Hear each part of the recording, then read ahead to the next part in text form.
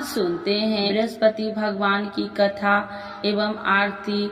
तो एक बार बोलिए प्रेम से बृहस्पति भगवान की जय, लक्ष्मी माता की जय। कि प्राचीन समय की बात है, भारतवर्ष में एक राजा राज्य करता था।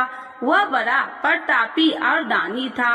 वह नित्य गरीबों और ब्राह्मणों की सेवा सहायता करता था।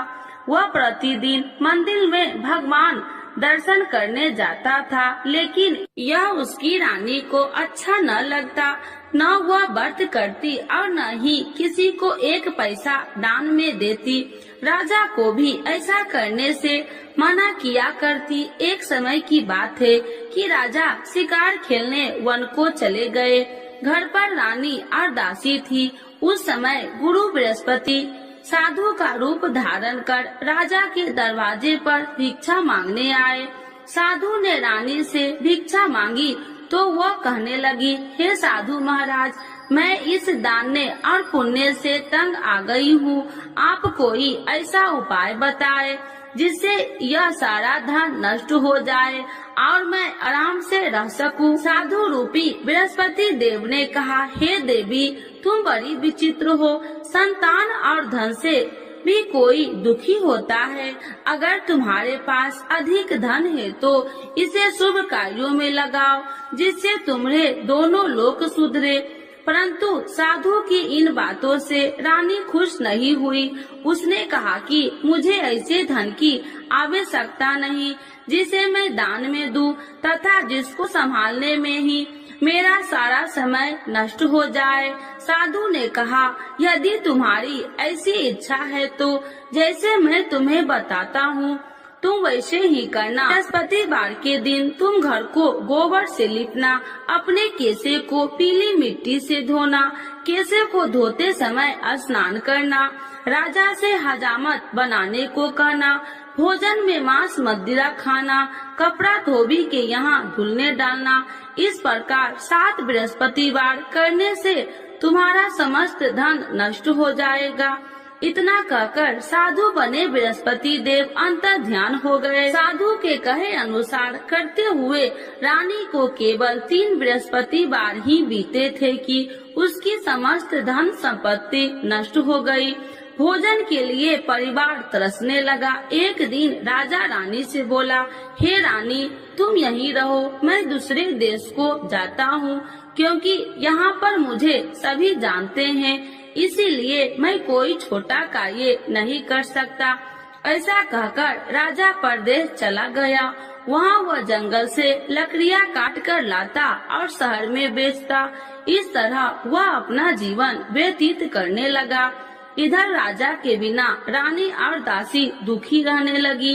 एक समय जब रानी और दासियों को 7 दिन बिना भोजन के रहना पड़ा तो रानी ने अपनी दासी से कहा, हे दासी, पास ही के नगर में मेरी बहन रहती है, वह बड़ी धनवान है, तू उसके पास जा और कुछ ले आ ताकि थोड़ा बहुत गुजर बसर हो जाए। दासी रानी की बहन के पास गई। उस दिन बृहस्पतिवार था। रानी की बहन उस समय बृहस्पतिवार की कथा सुन रही थी। दासी ने रानी की बहन को अपनी रानी का संदेश दिया, लेकिन रानी की बहन ने कोई उत्तर नहीं दिया। जब दासी को रानी की बहन से कोई उत्तर नहीं मिला तो वह बहुत दुखी हुई। उसे क्रोध भी आया। दासी ने वापस आकर रानी को सारी बात बता दी। सुनकर रानी ने अपने भाग्य को कोसा।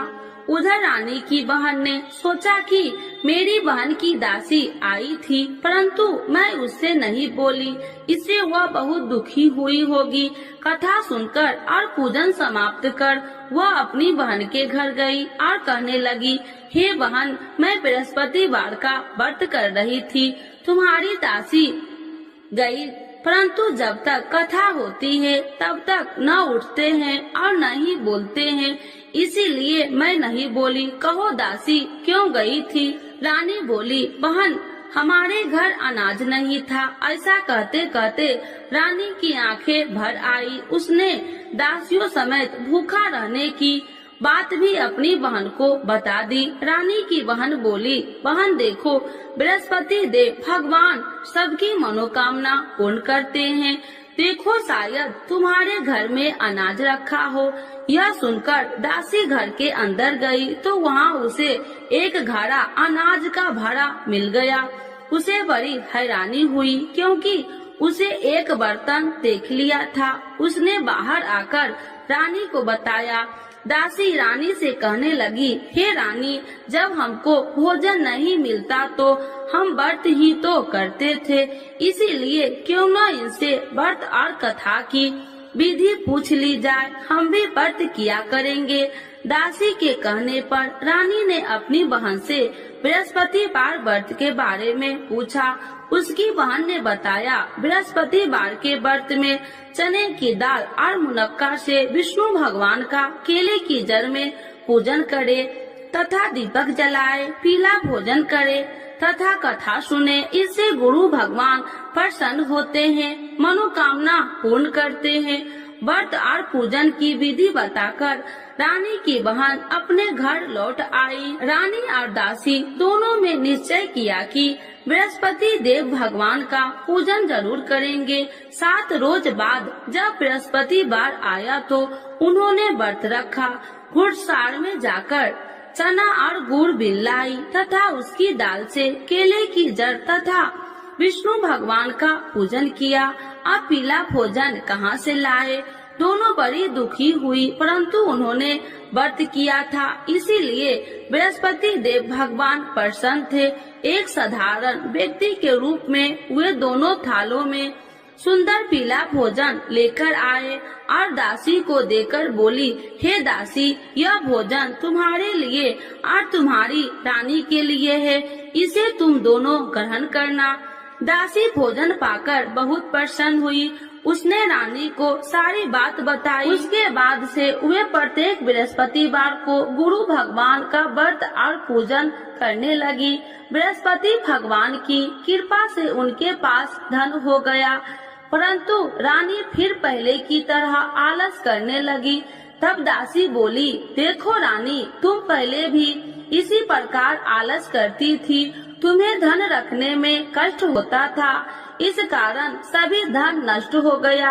अब गुरु भगवान की कृपा से धन मिला है तो फिर तुम्हें आलस होता है।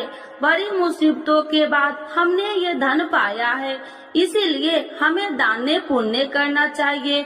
अब तुम भूखे मनुष्यों को भोजन कराओ, प्याव लगवाओ, ब्राह्मणों को दान दो, कुआं, तालाब, बावड़ी आदि का निर्माण कराओ, मंदिर, पाठशाला बनाकर ज्ञान दो, कुमारी कन्याओं का विवाह करवाओ, अर्थात धन को शुभ कार्यों में खर्च करो, जिससे तुम्हारे कुल का यश बढ़ेगा तथा स्वर्ग की प्राप्ति हो और पितृ प्रसन्न हो। दासी की बात मानकर रानी शुभ कर्म में करने लगी। उसका यश फैलने लगा। एक दिन रानी और दासी आपस में विचार करने लगी कि जाने राजा किस दशा में होंगे, उनकी कोई खोज खबर भी नहीं है।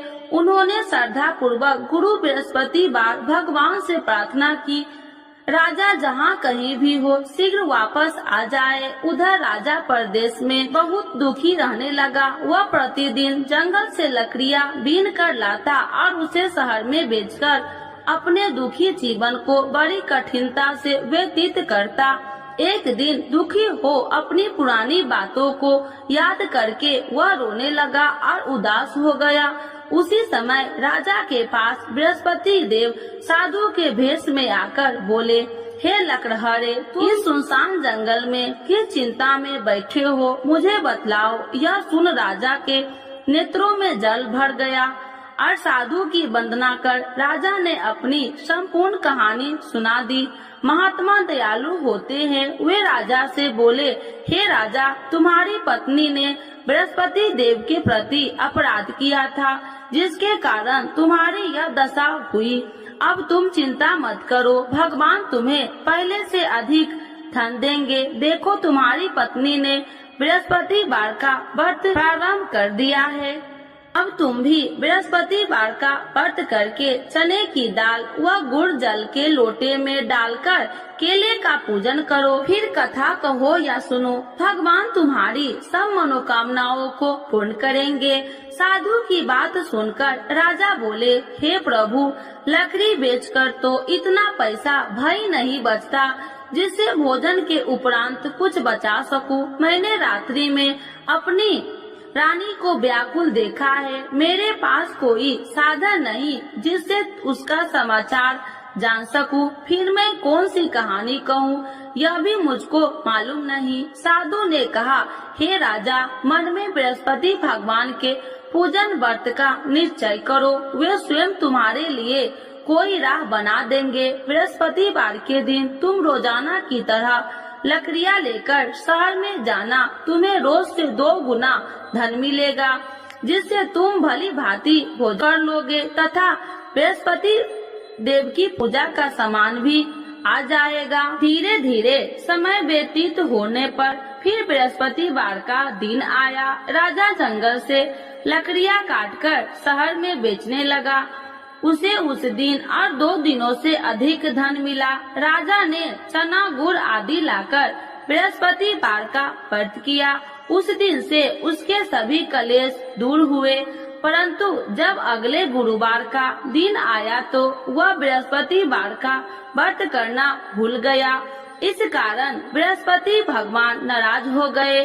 उस दिन उस नगर के राजा ने विशाल यज्ञ का आयोजन किया था तथा अपने समस्त राज्यों में घोषणा करवा दी कि सभी मेरे यहाँ भोजन करने आवे, किसी के घर चूल्हा न जले। इस आज्ञा को जो न मानेगा उसको फांसी दे दी जाएगी। राजा की आज्ञा अनुसार राज्य के सभी वासी राजा के भोजन में सम्मिलित हुए, लेकिन लकड़हारा कुछ देर से पहुंचा, इसीलिए राजा को उसको अपने साथ महल में ले गए।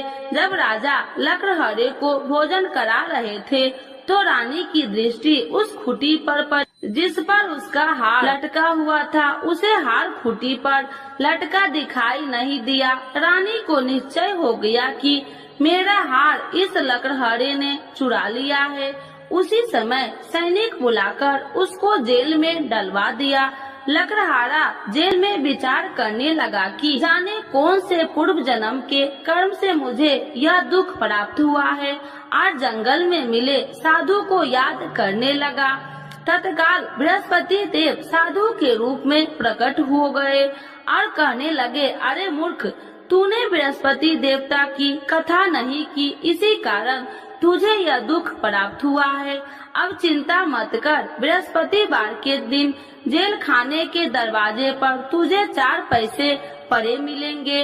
उनसे तू बृहस्पतिवार की पूजा करना तो तेरे सभी कष्ट दूर हो जाएंगे। अगले बृहस्पतिवार उसे जेल के द्वार पर 4 पैसा मिले। राजा के पूजा का सामान मंगवाकर कथा कही और प्रसाद बांटा।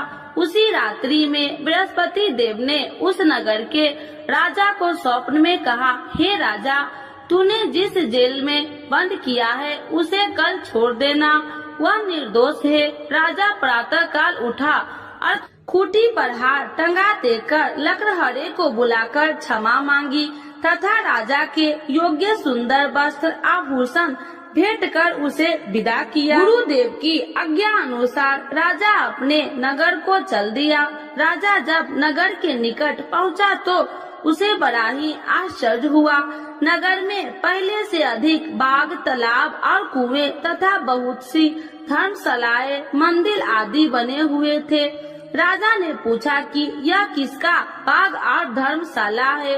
तब नगर के सब लोग कहने लगे कि यह सब रानी और दासी द्वारा बनवाए गए हैं। राजा को आश्चर्य हुआ और गुस्सा भी आया कि उसकी अनुपस्थिति में रानी के पास धन कहां से आया होगा। जब रानी ने यह खबर सुनी कि राजा आ रहे हैं तो उसने अपनी दासी से कहा, हे दासी, देख राजा हमको कितनी बुरी हालत में छोड़ के गए थे, वह हमारी ऐसी हालत देखकर लौट न जाए, इसीलिए तू दरवाजे पर खड़ी हो जा।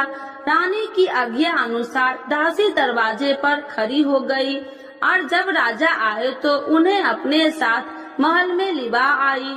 तब राजा ने क्रोध करके अपनी तलवार निकाली और पूछने लगी, बताओ यह धन तुम्हें कैसे प्राप्त हुआ। तब रानी ने सारी कथा कह सुनाई।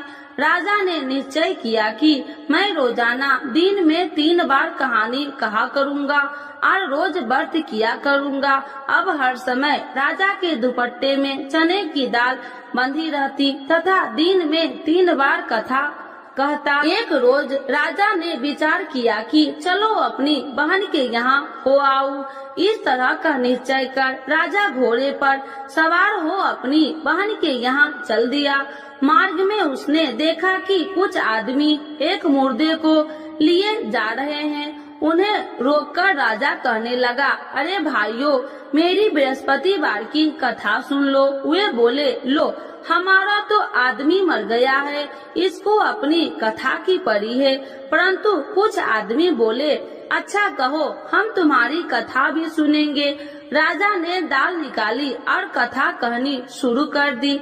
जब कथा आदि हुई तो मुर्दा हिलने लगा और जब कथा समाप्त हुई तो राम राम कह के वह मुर्दा खड़ा हो गया। राजा आगे बढ़ा, उसे चलते चलते शाम हो गई। आगे मार्ग में उसे एक किसान खेत में हल चलाता मिला। राजा ने उसे कथा सुनने का आग्रह किया, लेकिन वह नहीं माना। राजा आगे चल पड़ा। राजा के हटते ही बैल पछाड़ खाकर गिर गए तथा किसान के पेट में बहुत जोर से दर्द होने लगी। उसी समय किसान की माँ रोटी लेकर आई। उसने जब देखा तो अपने पुत्र से सब हाल पूछा। बेटे ने सभी हाल बता दिया। बुढ़िया दौड़ी दौड़ी उस घुड़सवार के पास पहुँची और उसने बोली, मैं तेरी कथा सुनूंगी, तू अपनी कथा मेरे खेत पर ही चलकर कहना। राजा ने लौटकर बुढ़िया के खेत पर जाकर कथा कही, जिसके सुनते ही बैल खड़े हो गए तथा किसान के पेट का दर्द भी बंद हो गया। राजा अपनी बहन के घर पहुंच गया। बहन ने भाई को खूब मेहमानबाजी की। दूसरे रोज प्रातः काल राजा जागा तो वह देखने लगा कि सब लोग भोजन कर रहे हैं। राजा ने अपनी बहन से जब पूछा, ऐसा कोई मनुष्य नहीं है जिसने भोजन नहीं किया हो, जो मेरी बृहस्पतिवार की कथा सुन ले। बहन बोली, हे भैया, यह देश ऐसा ही है। यहाँ लोग पहले भोजन करते हैं, बाद में कोई अन्य काम करते हैं। फिर वह एक कुम्हार के घर गई, जिसका लड़का बीमार था। उसे मालूम हुआ कि उसके यहाँ 3 दिन से किसी ने भोजन नहीं किया है। रानी ने अपने भाई की कथा सुनने के लिए कुम्हार से कहा। वह तैयार हो गया। राजा ने जाकर बृहस्पतिवार की कथा कही, जिसको सुनकर उसका लड़का ठीक हो गया। अब तो राजा को प्रशंसा होने लगी। एक दिन राजा ने अपनी बहन से कहा, हे बहन, अब मैं अपने घर जाऊंगा, तुम भी तैयार हो जाओ। राजा की बहन ने अपनी सास से अपने भाई के साथ जाने की आज्ञा मांगी। सास बोली, हाँ चली जा, मगर अपने लड़कों को मत ले जाना, क्योंकि तेरे भाई के कोई संतान नहीं है। बहन ने अपने भाई से कहा, हे भैया, मैं तो चलूंगी, मगर कोई बालक नहीं चलेगा। अपनी बहन को भी छोड़कर दुखी मन से राजा अपने नगर को लौट आया। राजा ने अपनी रानी से सारी कथा बताई और बिना भोजन किए वह सैया पर लेट गया। रानी बोली, हे प्रभु, बृहस्पति देव ने हमें सब कुछ दिए हैं, वे हमें संतान अवश्य देंगे। उसी रात बृहस्पति देव ने राजा को स्वप्न में कहा, हे राजा, उठ, सभी सोच त्याग दे, तेरी रानी गर्भवती है। राजा को यह जानकर बड़ी खुशी हुई। 9वें महीने में रानी के गर्भ से एक सुंदर पुत्र पैदा हुआ। तब राजा बोला, हे रानी, स्त्री बिना भोजन के रह सकती है, परंतु बिना कहे नहीं रह सकती। जब मेरी बहन आए तो तुम उससे कुछ मत कहना। रानी ने हाँ कर दी। जब राजा की बहन ने यह शुभ समाचार सुना तो वह बहुत खुशी हुई तथा बधाई लेकर अपने भाई के यहाँ आई। रानी ने तब उसे आने का उलाहना दिया। जब भाई अपने साथ ला रहे थे तो तब टाल गई, उनके साथ न आई और आज अपने आप भागी भागी बिना बुलाए आ गई।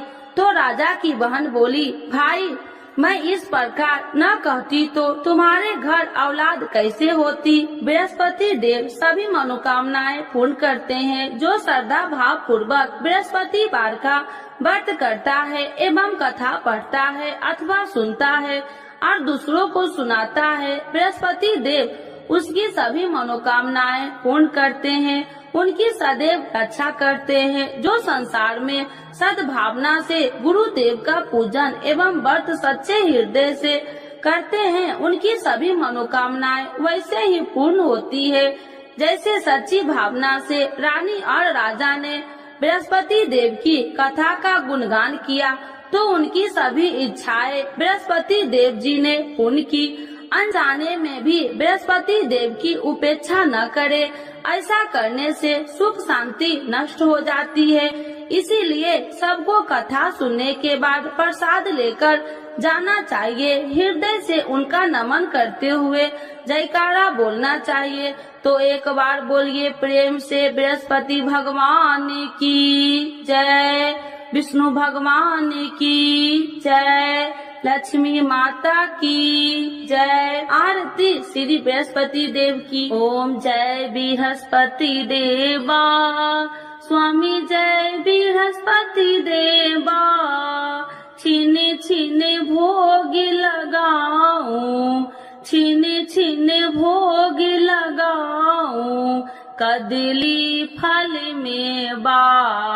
ओम जय बृहस्पति देवा, तुम्हें पूरन परमात्मा, तुम्हें अंतर्यामी, स्वामी तुम्हें अंतर्यामी। जगत पिता जगदीश्वर, जगत पिता जगदीश्वर, तुम सबके स्वामी।